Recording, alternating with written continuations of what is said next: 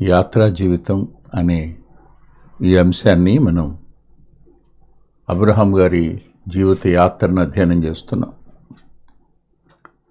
భూమి మీద మానవుడు యాత్రికుడు, పరదేశి. ఆదికాండం 17వ అధ్యాయంలో ఈ మాటలు రాయబడి ఉన్నాయి. ఆ మాటలు అబ్రహాము గారు ప్రభువు మాట్లాడుకుంటున్న సందర్భంలోనివి. ఈ సందర్భంగా ప్రభువు అబ్రహాముతో మాట్లాడడం అనేది నిజంగా ఇంతకు మునుపు ఎవరితోనూ మాట్లాడని విధంగా. 8వ వచనం చూడండి. నీకును నీ తరువాత నీ సంతతికిని నీవు పరదేశి అయిన దేశమును అనగా కనాను దేశం అంతటిని నిత్య స్వాస్థ్యముగా ఇచ్చి వారికి దేవుడినైందునని అతనితో చెప్పాను. పరదేశిగా ఒక వ్యక్తి భూమి మీద బ్రతకడం, అది నిత్య స్వాస్థ్యంగా తన తర్వాత పిల్లలకి ఇవ్వడం నిజంగా దేవుని యొక్క సంకల్పం. ఒక వ్యక్తి యాత్రికుడి, నేను పరదేశిని అని స్పృహ కలిగి జీవిస్తున్నప్పుడు ఆ యాత్రా జీవితంలో అతనికి దేవునితో ఉండే ఆ అన్యోన్యత ఇంతకు ముందు ఎన్నడు ఎవరితోనూ ఇంత సంభాషణ దేవుడు చేసినట్టుగా మనకు కనపడదు. కేవలం అబ్రహాం గారి జీవితంలో మాత్రమే కనిపిస్తుంది. దేవుడు అబ్రహాము యొక్క మనసు ఎరిగినవాడు, అబ్రహాము యొక్క బాధ ఎరిగినవాడు, అబ్రహాము యొక్క అంతరంగానికి ఏం కావాలో ఎరిగినవాడు. అబ్రహాముతో ఆయన మాట్లాడిన తీరు నిజంగా ఆశ్చర్యం. ఒక మనిషి మరో మనిషితో మాట్లాడినట్టు. వాస్తవం ఏమిటంటే 17వ అధ్యాయం 1వ వచనంలో 99 ఏండ్ల వాడైనప్పుడు యెహోవా అతనికి ప్రత్యక్షమైన ఉంటుంది. 17:1. ఇంకొక మాట కూడా నేను చూపిస్తాను. ఇదే 18వ అధ్యాయంలో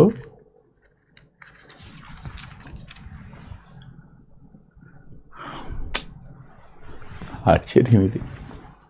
22వ వచనం. దేవుడు అబ్రహాముతో మాట్లాడటం చాలించిన తరువాత అతని యొద్ద నుండి పరమునకు వెళ్ళెను. కలుసుకోవడం, మాట్లాడడం, మళ్ళా ఆయన వెళ్ళిపోవడం. దర్శనమందు వచ్చి అనే మాటకును ప్రత్యక్షమై అనే మాటకు మధ్యలో ఎంత వ్యత్యాసం ఉందో. ఇది నేరుగా మాట్లాడుతున్న మాట, సంభాషిస్తున్న మాట. అబ్రహాము అంతరంగం ఇష్మాయేలు మీద ఉంది, కానీ దేవుడు దాన్ని గ్రహించి అబ్రహాముతో ఆయన చెప్పిన మాట చూడండి ఒకసారి. 17వ అధ్యాయంలో 19వ వచనం చదువుతున్నాను. దేవుడు నీ భార్య అయిన శారా నిశ్చయముగా నీకు కుమారుని కన్ను, నీవు అతనికి ఇస్సాకని పేరు పెట్టుదువు. అతని తరువాత అతని సంతానం కొరకు నిత్య నిబంధనగా నేను నా నిబంధన అతనితో స్థిరపరిచేదను అన్నాడు. ఇక్కడ 2 సామాన్యమైన మాటలు. నిబంధన అనేది అది భౌతిక సంబంధమైందా, శాశ్వతమైందా, అంటే నిత్య సంబంధమైందా అన్నది ఆలోచించాలి. దేవుడు నీ సంతానంతో నా నిబంధన స్థిరపరుస్తాను, ఈ భూమిని నీకు నిత్య స్వాస్థ్యంగా నీ సంతానానికి ఇస్తాను అని వాగ్దానం చేసినవాడు, నీకు కుమారుడు పుడతాడయ్యా, అతనికి ఇస్సాకని పేరు పెడతావు, అతని సంతానం కొరకు నిత్య నిబంధనగా నా నిబంధన స్థిరపరుస్తాను అని 20వ వచనంలో, ఇష్మాయేలు గురించి నువ్వు చేసిన మనవి నేను వింటిని. ఇదిగో నేను అతన్ని ఆశీర్వదించి అతనికి సంతానాభివృద్ధి కలుగు చేసి అత్యధికను విస్తరింపజేసేదను. అతడు 12 మంది రాజులను కన్నును, అతన్ని గొప్ప జనముగా చేసేదను అన్నాడు. ఇక్కడ ఇష్మాయేలు, ఇస్సాకు,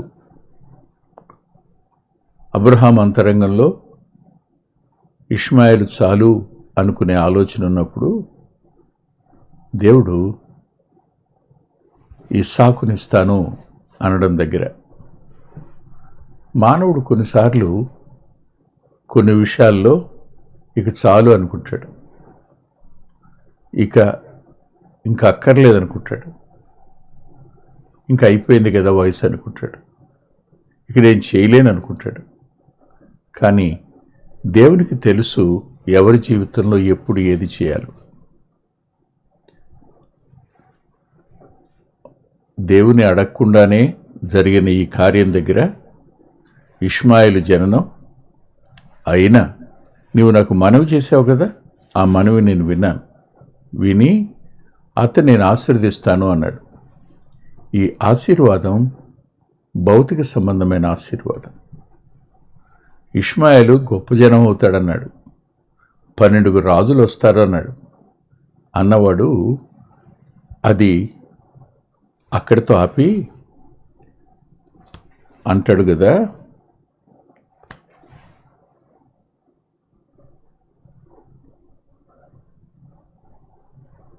వచ్చే సంవత్సరాన్న 21లో వచ్చే సంవత్సరాన్న ఈ కాలమున శారాన్ని కనబోవు ఇస్సాకుతో నా నిబంధన స్థిరపరిచెదను అన్నాడు. అంటే ఇస్సాకుతో నిబంధనను స్థిరపరుస్తాను, ఇష్మాయేలును ఆశీర్వదిస్తాను అనే మాట. కొంతమంది భూమి మీద ఆశీర్వాదం మాత్రమే కోరుకుంటారు. దేవుని నిబంధనలో పాలు పంపులు వారికి భౌతిక సంబంధమైన ఆశీర్వాదంతో సరిపెట్టుకుంటారంతే. కానీ అబ్రహాము మనసెరిగిన ప్రభువు అతని మనవి విన్నాడు. కానీ ఇస్సాకుతో నిత్య నిబంధన చేస్తాను అని చెప్పాడు. నిత్య నిబంధన శాశ్వతమైంది, నిత్యమైన నిబంధన ఇస్సాకుతోనూ అతని సంతానంతోనూ చేస్తాను అని దేవుడు మాట్లాడడం.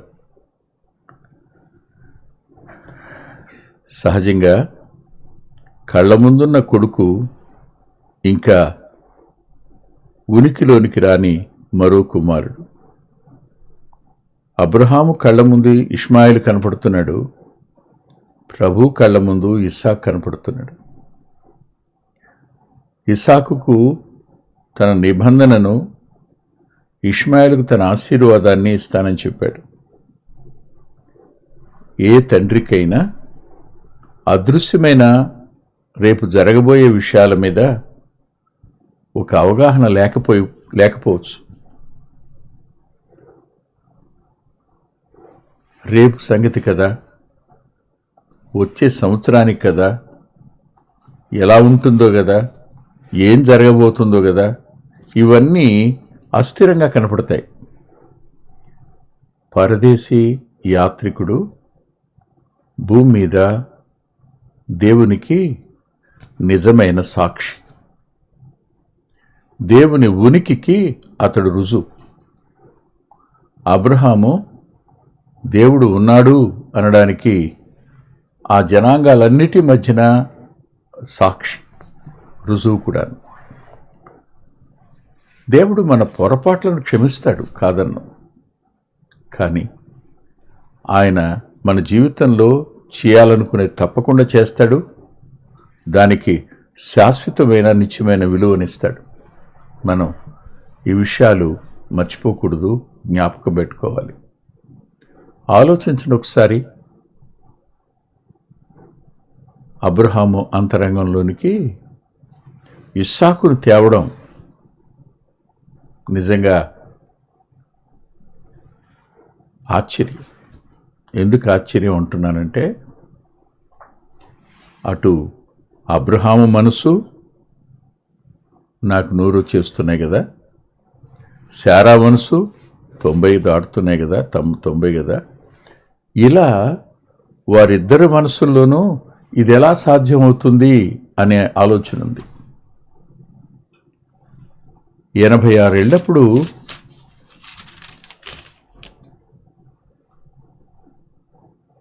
ఇష్మాయిల్ జన్మించాడు. 100 సంవత్సరాల తరువాత, అంటే 100 వచ్చాక ఇస్సాకు జననం. ఈ మధ్యలో శరీరం, వయసు, వృద్ధాప్యం, సామర్థ్యం తగ్గడం, ఇవన్నీ చాలా ప్రభావం చూపిస్తాయి.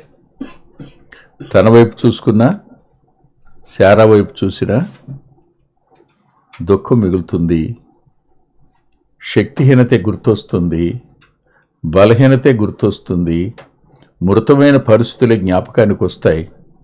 దేవుడు శూన్యంలో నుంచి సమస్తం చేసిన ఆయన మృతమైన గర్భంలో నుంచి ఆత్మ సంబంధమైన వ్యక్తిని వెలుపలికి తెస్తాడు అనడానికి ఇది ఒక అద్భుతమైన రుజువు. నిరీక్షణకు ఆధారం లేదు, ఆశ లేదు, ఏమీ లేని సమయాన్న దేవుడు తానే కార్యం జరిగిస్తాడు అనడానికి ఇది గొప్ప రుజువు కదా, వాస్తవం కదా. ఆలోచించండి. ఇష్మాయిల్ని దీవిస్తానని చెప్పాడు, ఇస్సాకునిస్తాను, అతనితో నిత్య నిబంధన చేస్తానన్నవాడు,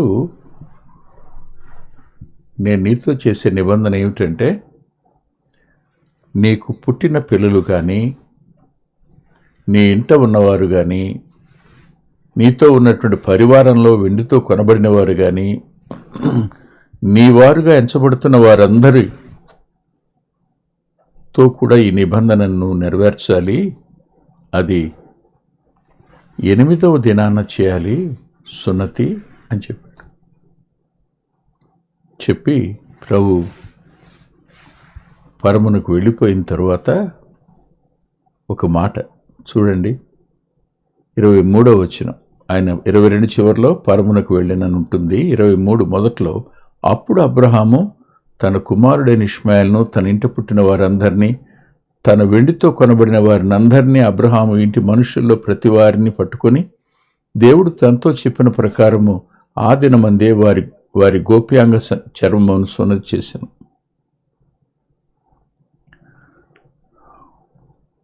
దేవుని మాటకు తల వంచడం, దేవుడు చెప్పిన పని చేయడానికి విధేయత చూపించడం, ఈ రెండు అబ్రహాం జీవితంలో మనం నేర్చుకోవాలి. క్రీస్తు ప్రభు రక్తంలో కడబడిన ప్రతి వ్యక్తి భూమి మీద యాత్రికుడు, పరదేశి. ప్రభు తానే సిద్ధపరిచే ఆ దేశానికి ఒకానొక దినాన వెళ్ళవలసిన వాడుగా ఉన్నాడు. అలాంటి వాడు చేయవలసిన పని ఏమిటంటే, దేవుని చిత్తానికి తల వంచడం, ఆయన చెప్పిన పని మారు మాట్లాడకుండా విధేయత చూపించడం. ఈ రెండంతలు అబ్రహాములో కనిపించాయి. విశ్వాస సహితంగా అవే మనలో కూడా చూడాలని ప్రభు కోరుకుంటున్నాడు. ఇక్కడికి వచ్చేసరికి అప్పుడు అన్నాడు, అంటే 2వ రోజు కాదు, ప్రభు పరమునకు వెళ్ళడం వెంటనే వారందరికీ సున్నతి చేయించాడు.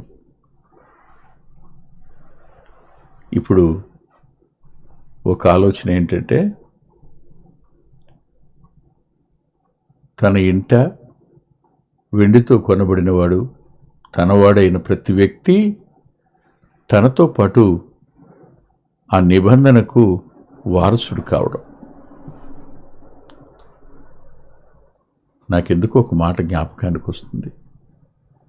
నీవు విశ్వాసం ఉంచినడలా నీవును నీ ఇంటి వారును. అది శరీర సున్నతి, ఇది హృదయ సున్నతి.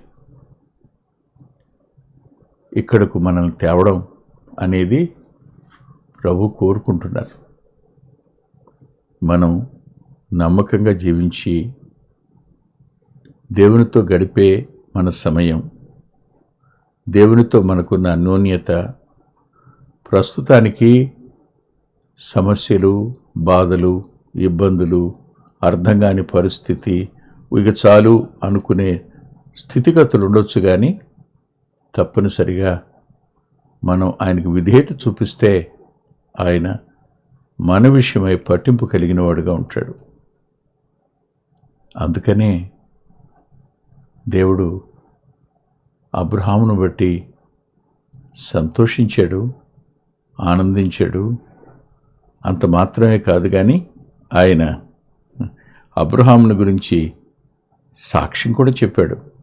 అదేమిటంటే 18వ అధ్యాయం 19వ వచనం ఎట్లనగా, యెహోవా అబ్రహాము గురించి చెప్పినది అతని కలుగు చేయనట్లు తన తరువాత తన పిల్లలను తన ఇంటి వారును నీతి న్యాయములు జరిగించుచు యెహోవా మార్గమును గైకొనుటకు అతడు వారికి ఆజ్ఞాపించినట్లు నేను అతని ఎరిగి ఉన్నాను అన్నాడు. అబ్రహాము వెంటనే జరిగించిన ఈ కార్యం వల్ల కొంచెం కూడా ఆలస్యం చేయలే.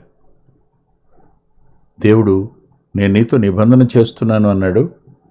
ఆ నిబంధనకు తాను, ఇష్మాయేలు, తన ఇంటివారు, తనతో ఉన్నవారు, వెండితో కొనబడిన అన్యులందరూ, అంటే ఆ రోజునే తన సంతానం ఒక్కడే ఇష్మాయేలు ఉన్నాడు. ఆ ఇష్మాయేలు ఆశీర్వాదానికి వారసుడు. మరుసటి సంవత్సరాన్ని ఇస్సాకు పుడతాడు. అప్పుడు 8 దినాలకి అతనికి సున్నతి చేస్తారు అన్యులు కూడా. అంటే దేవుడు అప్పుడే అన్యులను యూదులతో సమాన వారసులుగా చేశాడు. ఇది మనకు కొత్త నిబంధన యొక్క ఛాయలాగా అనిపిస్తుంటుంది. ఆ మాట నేను చదువుతాను, వినండి దయచేసి. అతని ఇంట పుట్టిన వారును అన్యుని వద్ద వెండితో కొనబడిన వారును అతని ఇంటిలోని పురుషులందరూ అతనితో కూడా సున్నతి పొందిరి అని 17వ అధ్యాయం 27వ వచనం రాస్తుంది. వారెవరు అబ్రహాము ఆధిపత్యానికి నో చెప్పలేదు. అందరూ తల ఉంచారు. విశ్వాసం అనేది ఓ అద్భుతం. అనేకుల అంతరంగాలను పరలోక రాజ్యం స్వతంత్రించుకోవడం జరుగుతుందని ముందస్తుగా ఈ మాటలు మనకు తెలియజేస్తాయి. దేవుడు, అబ్రహాము వారిద్దరి సంభాషణ వింటున్నప్పుడు నాకు అనిపించిన ఒక మాట చెప్పి ముగిస్తా. దేవునికి మన అంతరంగం తెలుసు, మన భయాలు తెలుసు, మన బాధ కూడా తెలుసు, మన భవిష్యత్తు కూడా తెలుసు. ఆయన మీద సంపూర్ణంగా ఆనుకోవడం మన వల్ల అయితే ఆయన మనల్ని పూర్ణ శాంతి గలవానిగా కాపాడతాడు. తల్లు వంచండి, ప్రార్థన చేసుకుందాం. ప్రేమగల మా ప్రియ తండ్రి, పరిశుద్ధుడైన గొప్ప దేవ, కొద్ది మాటలు చెప్పడానికి కృపనిచ్చారు, కృతజ్ఞత చెల్లిస్తున్నాం. మీ ఆదరణ వీరిలో ఉన్న చెల్లి రమాదేవి కుటుంబానికి అనుగ్రహించండి. అలాగే బంటుమిల్లో ఉన్న నాగేశ్వర గారి కుటుంబాన్ని మీరు ఆదరించండి, బలపరచండి. మీ నామ మహిమ కొరకై వారి మధ్య సంపూర్ణమైన మీ ఆధిపత్యాన్ని మీరే ఉంచి నెరవేర్చుమని మీ కృపకు, మీ కాపుదల, మీ దయకు సంపూర్ణంగా అప్పగించుకుంటూ మీ సన్నిధిని అపేక్షిస్తూ బలపరచండని, విడువనని మీరు చెప్పిన వాగ్దానాన్ని మా అందరి పక్షంగా నెరవేర్చండని యేసుక్రీస్తు ప్రభు వారి పేరట ప్రార్థిస్తున్నాం తండ్రి. ఆమేన్. ఆమేన్. ప్రభు చిత్తమైతే వచ్చే ఆదివారం ఉదయం 9:30 గంటలకు లైవ్లో కలుసుకుందాం.